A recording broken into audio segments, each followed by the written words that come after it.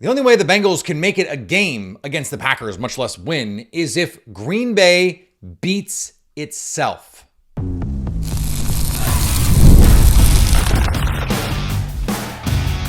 You are Locked On Packers, your daily Green Bay Packers podcast. Part of the Locked On Podcast Network, your team every day. You were Locked On Packers, part of the Locked On Podcast Network, your team every day. I'm Peter Bukowski, and I cover the Packers for The Leap, a newsletter I would love for you to subscribe to. Follow me on Twitter, Peter_Bukowski. Follow the podcast on Twitter, Locked On Packers. Like us on Facebook. Subscribe to the podcast to iTunes, Spotify, Google Podcasts. Wherever you find podcasts, you will find Locked On Packers, the #1 Packers podcast on the internet. And the show for fans who know what happened, they want to know why and how. Thanks to everyone who makes Locked On Packers their first listen every day. We hope you like starting your day with us as much as we like starting our day with you. The Packers, and maybe around the league, I think the Packers may be the only team that can beat the Packers. You look around the NFC, you look around the AFC. Those teams are not scary.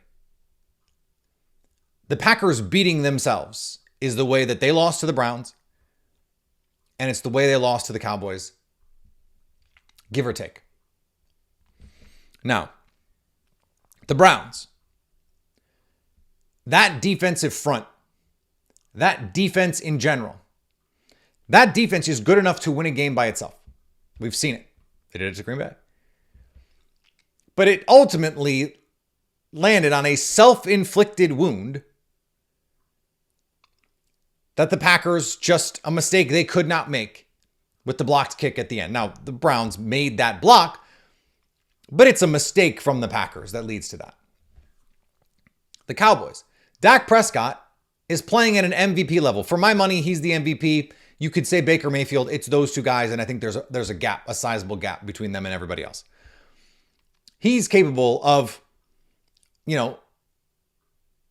channeling, I don't know, the ghost of Roger Staubach in a game and just absolutely being mesmerizing for 2.5 quarters. But that game was lost because the Packers lollygagged the final drive and just couldn't put together 3 coherent plays from inside the 15-yard line. It was the Packers, not the Cowboys, that beat the Packers. I know there are a lot of cynical Packer fans out there right now going, this game is going to come down to a field goal, and I'm not going to be surprised if it's either missed or blocked. To a point, I understand the cynicism. To a point. This Bengals team stinks. This Bengals team is, for my money, the worst team the Packers are going to play all season. Jake Browning is the worst quarterback against zone coverage in the NFL. The Packers play almost exclusively zone coverage. This offense is not capable of winning a game by itself. They're not capable of scoring 40 points. They were down just in the last 3 weeks, okay? They were down 48-3, 28-3, and 28-3. I understand the transitive property does not exist in the NFL, but that's how bad this team is. They cannot score points with Jake Browning at quarterback right now. This team, they cannot block. There are running games around the league that can win games by themselves. We saw Saquon Barkley and the Eagles team with Jalen Hurts last year. They were able to do it. The Ravens have been able to do it. The 49ers, of course, did it to the Packers in a playoff game. This running game stinks. There are defenses around the league and over the years that we've seen are capable of winning games by themselves. The Packers defense is capable of winning a game by itself. This Bengals defense stinks. This Bengals pass rush stinks. The only way, like we were joking with Spencer German on our Locked On Browns, Locked On Packers crossover about building a path. The path is, and we said it, Myles Garrett wrecks the game and there's a special teams error that makes the game closer than it should be. That is exactly what happened. But the Packers allowed that to happen by playing into the Browns' hands. Now, it also should be said, multiple offensive linemen down for Jordan Love. Christian Watson and Jaden Reed out. So really your top 2 receivers or 2 of your top 3 receivers are out. Ultimately, the Packers had a chance to win that game and couldn't do it because of their own self-inflicted wounds. The expectation, there's a reason the Packers are 14.5-point favorites. The expectation has to be that the Packers win this game going away. And again, that doesn't mean they will. There are no non-conference, bottom of the barrel ACC team to play or Mountain West team to play. That doesn't exist in the NFL. You still have to come out and play. But if the Packers play a B minus game against the Bengals, they will win. And if they play a B or B plus game or better, they will win by 2 touchdowns. This is a game you should win 31-14 at least. This Bengals team cannot block. They do not create takeaways. They do not rush the passer effectively outside of Trey Hendrickson. They cannot move the ball on offense. They cannot run the ball. They're poorly coached.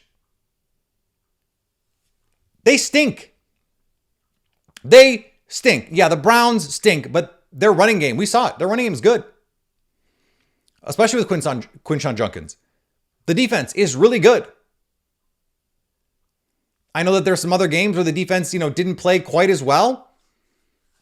The Packers didn't play their best in those games. Matthew Golden has a chance at a touchdown. Like if he scores on that play instead of going out of bounds, it's, a 3-score lead and the Packers win. If the Packers can put together, a couple drives late or one play late instead of one play that was terrible, 1 of 3 plays into the end zone, they win. They beat the Cowboys. They're 3-1, and they are tied for the best record in the NFC. As it is, they are tied for the fewest losses in the NFL. We have not seen the Packers play a complete game yet. They will not need a complete game to beat the Cincinnati Bengals. Now, am I bemused at the cynicism about this team? Yeah. Do I think it is born out of fear? Do I think it is born out of experience? Do I think a lot of fans would rather be cynical and then if they lose, proven right and they get to say, hey, I'm right? I personally, I'm not going to tell you how to fan. Personally, I don't understand that perspective. I just don't. Or at least I don't choose it for my life. In any facet. Because if you spend all week worrying about something and then it happens, you experience the pain twice. Because you experience it all week and then it happens and you experience it in the moment. You being right does not really make you feel any better. Not really. You get to say you were right as someone who likes to be right and is right a lot, frankly. It only goes so far. You'd still rather your team win. But that's why it's important that we level set expectations. The Packers should win. I don't like to use should. They should win. They should win comfortably. And if they don't, I will be on this show talking about how disappointing that will be, how frustrating that will be, and what might need to change, what might need to happen. Because if they lose this game, it is all of a sudden red alert. Because the pressure on this season is to win right now today. And those calls that I think are unfair right now for Matt LaFleur's job, they will suddenly be justified in a way that they just weren't before. This is not the Browns, where you can say, okay, their defense can win a game. This is not the Cowboys, where Dak Prescott sees the face of God for 2.5 quarters and overtime, and you go, okay, well, that's going to happen. Jake Browning is not doing that. You're getting Christian Watson back, maybe. Aaron Banks practiced yesterday. Zach Tom practiced yesterday. If you have a healthy offensive line, Christian Watson comes back. And you still can't look like the Super Bowl team you were billed as. The Super Bowl team, by the way, that we saw the first 2 weeks of the season. That's a big damn problem. But if that happens, it will be because the Packers beat themselves. And that's the frustrating thing about this team is over and over and over in these big moments. And this is going back years. This is going back to Mike McCarthy. This is how they've lost. They can't do that this week. I said yesterday, it's going to be a blowout, or to feel good about them, you'd want it to be a blowout. This cannot be a game you win 24-21. It just can't. I know the Bengals are a professional football team. Jamar Chase plays over there. Trey Hendrickson plays over there. T. Higgins, those are good players. That team stinks. It stinks. You're at home, coming out of a bye. You're getting healthy. Blow this team out. All right, let's dig into some of the reasons why I think they will. The offensive line for the Bengals being the number one reason. We'll talk about that next on Locked On Packers. This episode is brought to you by PrizePicks. Every day we make decisions, but on PrizePicks, being right can actually get you paid. Don't miss the excitement of this football season with PrizePicks, where it's good to be right. Just talking about the value of being right. It can only go so far, but with PrizePicks, it can get you paid. Playing PrizePicks is so much fun. Simply add a lineup of a couple players together. Take more or less on player projections like Josh Allen's passing yards or Saquon Barkley rushing for a touchdown. And guess what? You are now in the game yourself. Download the PrizePicks app and use the code LOCKEDONNFL to get $50 in lineups after you play your first $5 lineup. That's code LOCKEDONNFL for $50 in lineups after you play your first $5 lineup. PrizePicks, it's good to be right. PFF grades aren't for everybody. I get that. Steve Spagnuolo was talking about grades the other day and was like, it's hard to do without understanding the assignments. He, of course, then went on to admit that when teams scout, they don't grade players, but they evaluate players based on not really truly knowing the assignments or the details of those systems or those particular play calls. So I understand people's mileage may vary. What I have always said is the grades for PFF are most useful on the margins, which is to say, if the PFF grades say a player is very good or very bad, at the very least, they are directionally accurate. 57 offensive tackles have played 200 snaps this season. That's roughly to a team, right?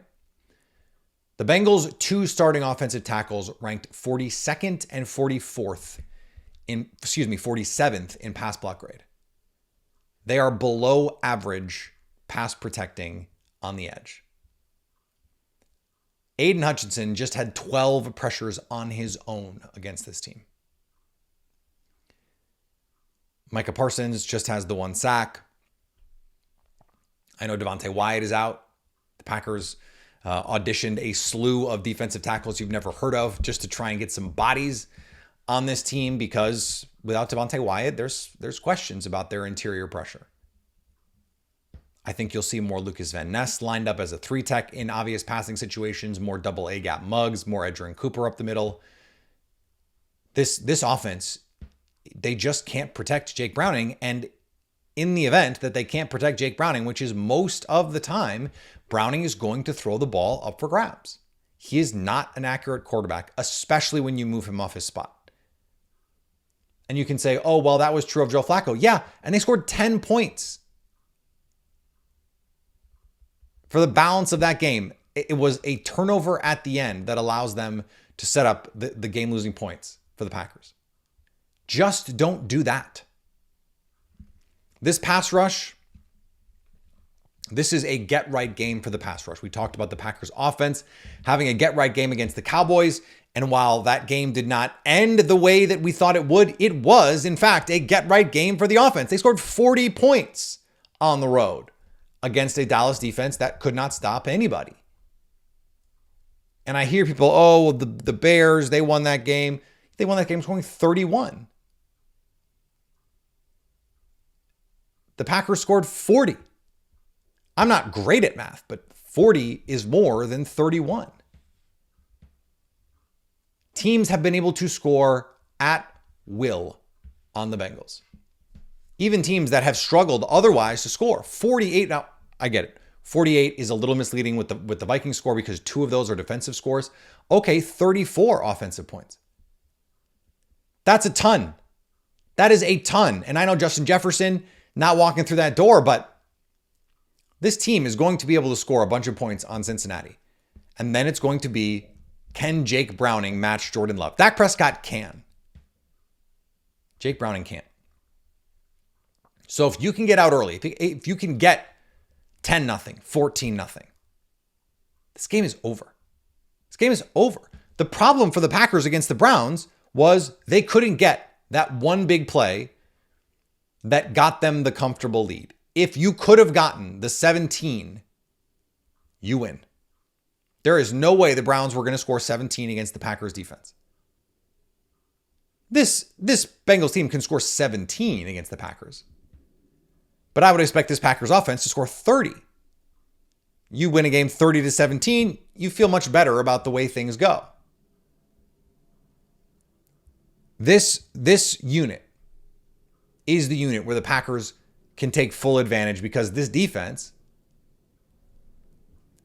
they're pissed. They're pissed about what happened against the Cowboys. And look, I've said and continue to believe what happened with the Cowboys was a fluke of flukes. So, prove it. Go prove it. Don't do it to prove me right. Do it to prove it to yourself. This defense knows how good it is. They stress turnovers all training camp, and they have not created enough of them. Here's your week.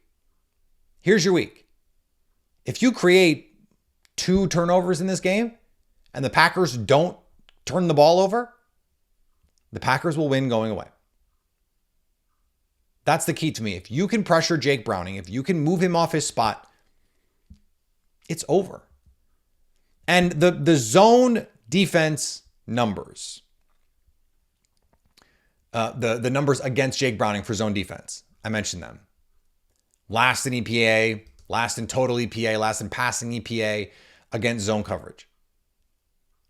The reason that he's so bad is because he's just not accurate on the move. When you move him off his spot, it's a problem. And now when he can get to his back foot, man coverage, identify one-on-ones and rip it, yeah, Jamar Chase can make you right. T. Higgins can make you right as a quarterback. You don't have to throw perfect balls. But the Packers don't play a bunch of man coverage. They've played more lately because it's been against teams that are not going to beat you theoretically for playing man coverage. The Bengals have the most talented duo of receivers that the Packers are going to face this year. All due respect to Philadelphia, that passing game has been a mess too. And they can't find the right balance. That team is poorly coached for a lot of different reasons. This Bengals team is poorly coached too. I don't know how Zach Taylor is still employed in Cincinnati, other than that is a very conservative, very risk-averse organization, and they don't like to spend money. They don't want to spend money on 2 coaches if they can avoid it. But remember 2010? Packers defense got the Bills coach fired, got the Cowboys coach fired. You blow these teams out. If the Packers win this game 42-3, which, by the way, they can do, like, that's not an exaggeration. They can do that. That might start some conversations in Cincinnati. Yes, you do have to worry about Jamar Chase and you do have to worry about T. Higgins. I'm not saying you don't. But someone has to get them the ball. And I'm not even 100% sure Jake Browning is going to start this game. Like, he probably will, but it might be a short leash. Well, guess what? The backup is Brett Rippon, who the Packers got cut 2 years ago when they played. And then Sean Clifford. That's the team. Like, you've got Bengals fans going, please go trade for Jameis Winston. Please go trade for Russell Wilson. That's how ugly it's gotten in Cincinnati. That's how bad it is. And I know they made some plays to make the score seem better. I mentioned they kind of came back and the Lions needed to ice that game. That's true. But also, it was still a 2-score game when Isaac Tesla scores. If the Lions needed to keep scoring, they probably could have kept scoring. This is a game where you just want to absolutely snuff the life out of this team. You take the ball, Matt LaFleur. You take the ball. You march down the field. You score a touchdown. And now you have put all the pressure on Cincinnati. And now you're going to let Micah Parsons and Lucas Van Ness and Rashawn Gary go hunt. Because this pass rush for the Packers is capable of winning this game on its own. Just going in and suffocating the life out of the Cincinnati Bengals. They are capable of doing that. And that is what the expectation is here. That's how good this team is. So you take your biggest strength, which is your pass rush. You combine it with your biggest strength on offense, which is, it doesn't really matter. Frankly, they can run. I think they can run the ball against Cincinnati. I think they can throw the ball against Cincinnati. It's not Al Golden's fault, the new defensive coordinator. They let Lou Anarumo go, and guess what? That Colts defense is playing its ass off in Indy. Lou Anarumo is a good coach. And they fired him because they're moving deck chairs on the Titanic. I mean, I wouldn't trust Zach Taylor to call me an Uber. He's going to come in and outcoach Matt LaFleur. Jeff Hafley, give me a break. Give me a break. It's not happening. It's not happening. You come back to this. It's not happening. I am not afraid, not afraid one iota about winding up on Old Takes Exposed or anything like that. Not at all. Not even a little. This Packers defense is going to dominate. I believe that. An extra week off. An extra week of prep. Jeff Hafley's going to be in the lab. I don't think they're going to be as conservative as they were against Dallas.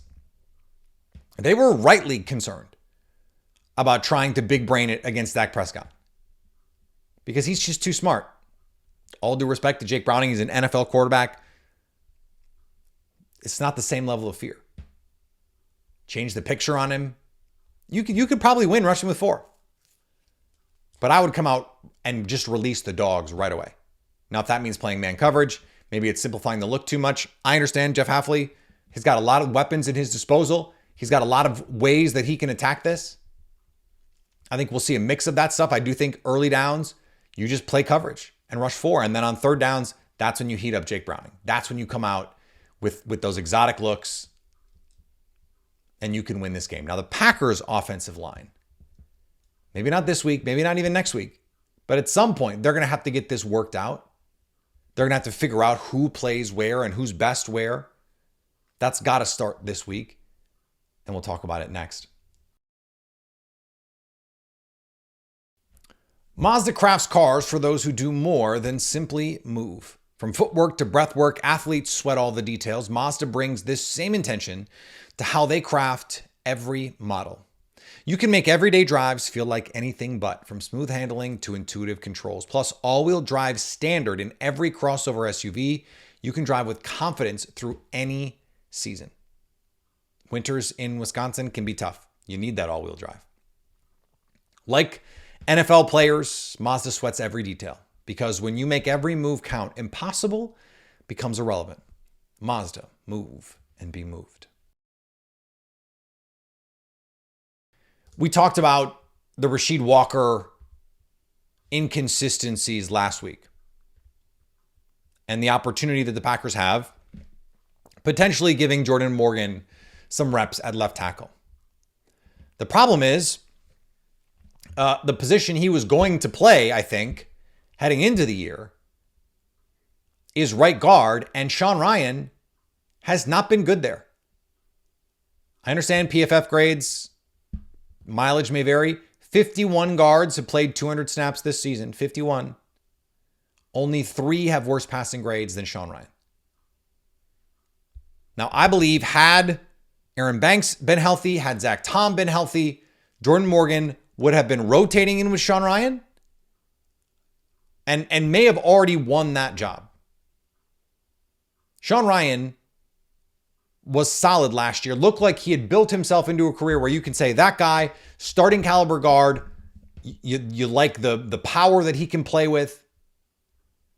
The run game brings a temperament. But as a pass protector, he has just really never found his mojo playing guard. Played left tackle at UCLA, now moved to right guard. I'm not saying he's a tackle, but right now he doesn't look like a guard either. And so I mentioned Aaron Banks back at practice, Zach Tom back at practice. So if you have Rasheed Walker at left tackle, and if you have Aaron Banks at left guard, and if you have Elton Jenkins at center, and if you have Zach Tom at right tackle, this is a game to give Jordan Morgan half the snaps or more. Let him see if he can earn that starting job. And then, if he can, now Aaron Banks goes out, you've got Sean Rhyan to go in there. Anthony Belton's still dealing with an injury that he suffered, 2 weeks ago. We don't know when his return is. He did not practice on Monday. But theoretically, Morgan can still be your backup there. You still have Sean Rhyan as a backup. As a backup right guard, Sean Rhyan is a great player. But so far this year, Sean Rhyan as a starting guard has been a problem. Elton Jenkins hasn't played his best. But they need their best guys out there. I thought it was possible that Jordan Morgan, Sean Rhyan, and Elton Jenkins was your best three. Sean Rhyan has just not made that seem right at this point. Now, Aaron Banks has not been great either and hasn't played enough. That is just unequivocally looked like a bad signing at this point. Now, a lot of ball game left. But with everyone healthy, how does Matt LaFleur approach this? They still have a ton of belief in Jordan Morgan. We're still talking about a player who hasn't even started a full game's worth of games in his NFL career. I don't think he's even played a full season's worth of games. So we're talking about a player who played left tackle in college, believes he's a left tackle in the NFL, was rotating at right guard last year, got hurt, had to start a game at left guard, and then this year had to come in on short notice and play right tackle. Has had to play left guard and right guard. He just needs a spot. Just let him settle in and compete at right guard. But that necessitates having Aaron Banks healthy and having Zach Tom healthy. This team has just played too many different lineups. They've had to. Getting healthy at this point means giving Jordan Morgan a real chance to be one of your core offensive linemen, one of your core players on this team. And I still have faith that he can do it. Now, maybe this is a week to give him some shots at left tackle. If that's how they want to handle it, I'm fine with that. It's more valuable. If you think there's a chance he's better than Rasheed Walker, and we know it's the case, he is likely the long-term projected starter at left tackle, then no reason not to give him those opportunities now. Yes, they'll line up Trey Hendrickson over there plenty. You have to be able to have plans for that. And if you don't think he can handle it, then how is he going to handle it? He's going to have to be playing eventually. This next stretch of games is a perfect opportunity to give this team the runway to find out who their best players are along the offensive line. Give Jordan Morgan a chance in a real game. Was terrific in the preseason at left tackle. Terrific. Let's see if he can handle Trey Hendrickson. And then you look around at some of the other teams that they're playing, like, is Arizona scaring you with their edge rush? They're not. So you have a couple games here where you have a chance to see what he can do. If you want to put him at left tackle because you think that guy's more valuable at left tackle, sign me up. Sign me up. And then you have Rasheed Walker, who can play left tackle too if there's an injury, or if Jordan Morgan has to go back to playing left guard because Aaron Banks get hurt, or he has to go play right guard because Sean Rhyan is a disaster, or he has to go to play right guard because Sean Rhyan gets hurt. Getting your best five out there. The Packers still don't know who their best five is. They still don't know where those guys belong. You're a Super Bowl team. You just can't have that. So you need to give them some opportunities. I've always appreciated the Packers' willingness to say, we're just going to keep trying things until they find the right ones. But they haven't found the right ones yet. I don't think it would hurt them this week, which is exactly why I would like to see Jordan Morgan at least with the right guard situation, but I would like to see him. You can't do both. Like, you either have to commit to him being your backup left tackle and getting a shot to start and then go from there, or you have to say, Sean Ryan struggled too much, also not part of the long-term plan. Rasheed Walker is good enough. We've seen Rasheed Walker play at a much higher level than we've seen him play this year. Now, maybe you can put Morgan at right guard. The Packers have gotten these decisions wrong too many times, unfortunately. That's why we have to talk about this stuff. They've got to get this right because it's too important. Jordan Love, when kept clean this season, has been the best quarterback in the NFL when kept clean. Look, that's what the numbers say. From a clean pocket, he's the best quarterback in the NFL this year. So you have to do everything you can, find every machination, every variation until you find the right one. All right, we're back tomorrow. Much more here on Locked On Packers. Lily Zhao will be on tomorrow. We've got our crossover Thursday coming, an interview on Friday, all that as we get ready for the Packers to get back to playing football. Thank goodness. Follow me on the social medias. Follow the podcast on the social medias. Subscribe wherever you get podcasts. Subscribe on YouTube. Squad show this week. All the good stuff so you can stay Locked On Packers.